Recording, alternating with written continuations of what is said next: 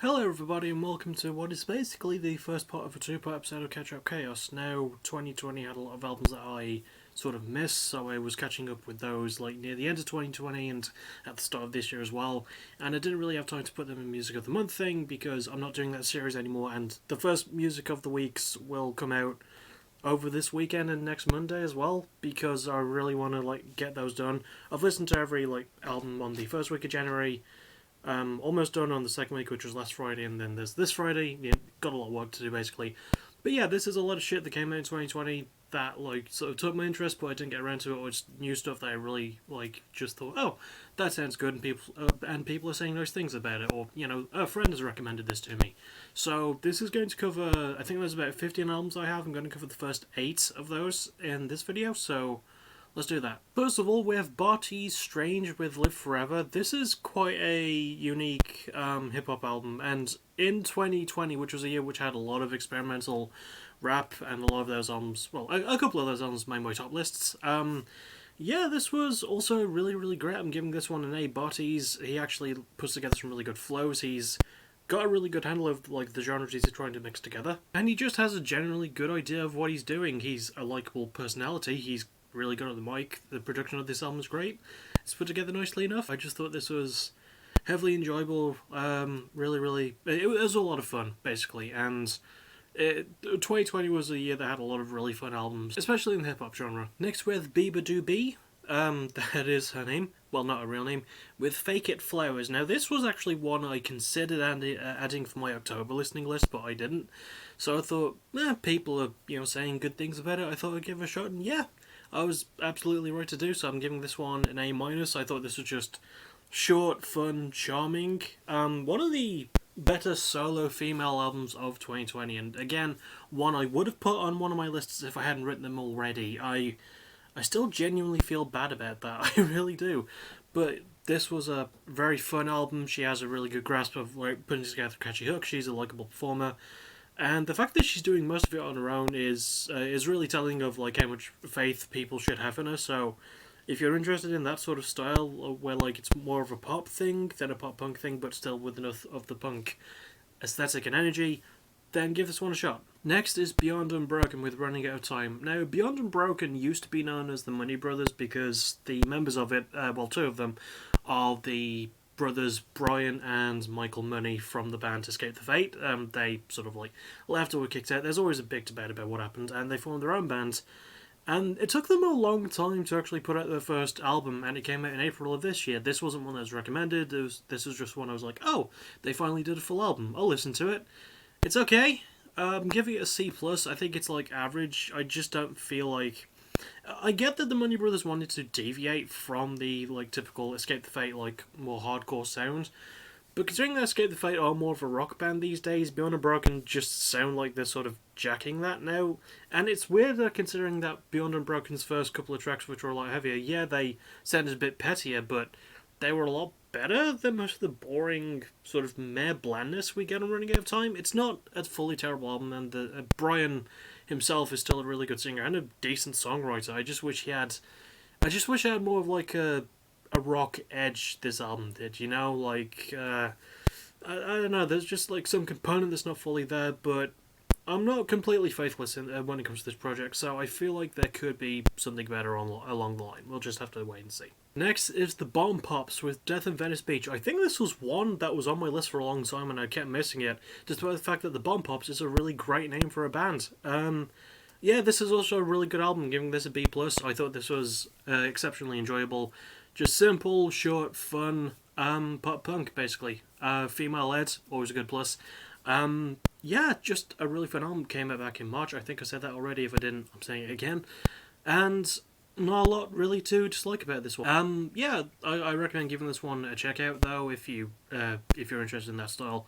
Very fun, really fun. And we're going to move on now. Next is Devon Kane, The Solutions with Limited Joy. Now this one came out in August, but I was a bit misinformed because I usually go to a site called Consequence of Sound to gather albums I'm going to listen to for a month, and I thought this was coming out in December and it had a different name, but it turns out that name was actually one of the songs on the album. The album itself came out in August. Doesn't matter because either way the album's still really good, and also gets Hello Cat. It also gets a B+, yeah. As I've said before about 2020, there was a lot of really good ska punk. This was a really good ska punk album. Not quite the same level as like Less Than Jake or Kill Lincoln, but still really high up there. You know, really just good, just really good shit. I mean, if you're looking for just something a lot more on the fun side of ska punk, in a year where we needed a lot more fun to be had, I recommend giving this one a try. I thought it was a very interesting first go of this, and they're not a band that's been around long, so I might go over their other stuff at some point. I would love to see what I get from that. Next up is Ghost Kid with Ghost Kid. This is one that came out in November. I sort of almost missed this one coming out until I actually listened to it. So Ghost Kid is a new project by one of the former singers of Eskimo Callboy, of all bands. I know. And you wouldn't know it listening to Eskimo Callboy and Ghost Kid back to back, but it was the same bloke. I actually first heard these guys on chance because the lead singer of Heaven Shall Burn actually appears on one of the songs on the Ghost Kid album. And I thought that was a pretty big accolade considering how well respected Heaven Shall Burn are, you know? And yeah, this album also gets a B+, just honestly really solid, a lot of fun. Really good, like, hardcore sort of thing to it. I like that there's bits of electronica in it as well. It's a really good sort of, like, just enjoy it, you know? That's really all I can say about it. Really good hardcore. The lead singer, I don't really know his name, I think it's Stefan. It's something with an S. Sebastian, I think that's it. Yeah, he puts in a really good performance for his first, like, full thing away from Eskimo Callboy. And that's a band I also need to go over for an episode of backtracking. I would love to do that. Yeah, but check out this Ghost Kid album. Really enjoyable. If you just want some good hardcore, this is good hardcore. Next is Girlfriends with their self-titled Girlfriends. This one came out in October. I wasn't told about it until I think earlier this year, like within the first week of January, when a friend of mine named Graves, who usually recommends really good shit to me, recommended this one. He said it was a pop-punk album, and it's the return of, like, this pop singer-songwriter who had taken a long time away.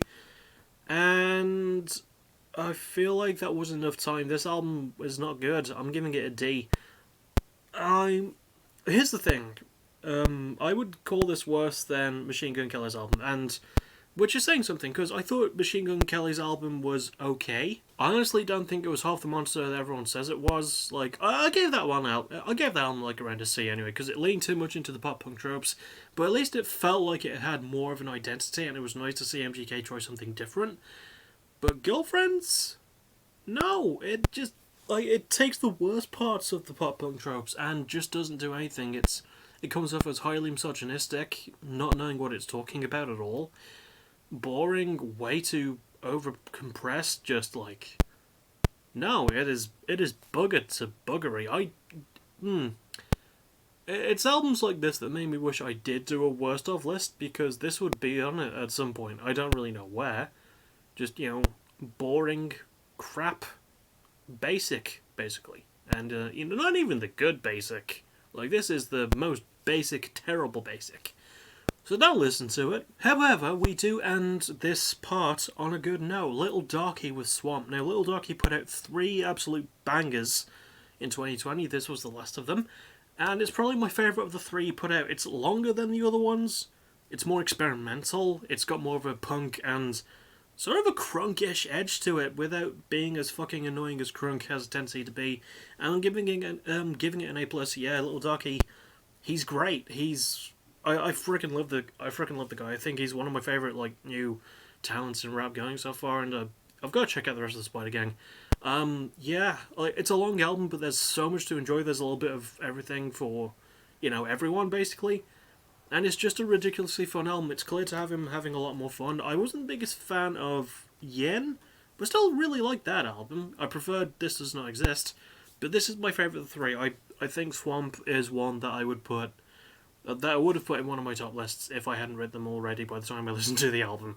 I'm sorry. I know Little Darky's not going to be watching this, but on the off chance he is, I really fucking like you, and this album was amazing, and I really wonder if you're going to be keeping up this insane work rate through 2021, because I would love to see what you drop next. Anyway, that'll about do it for this part. I will see you all tonight for PPW vs AVW. I'm glad I actually got the fucking card sorted out last night.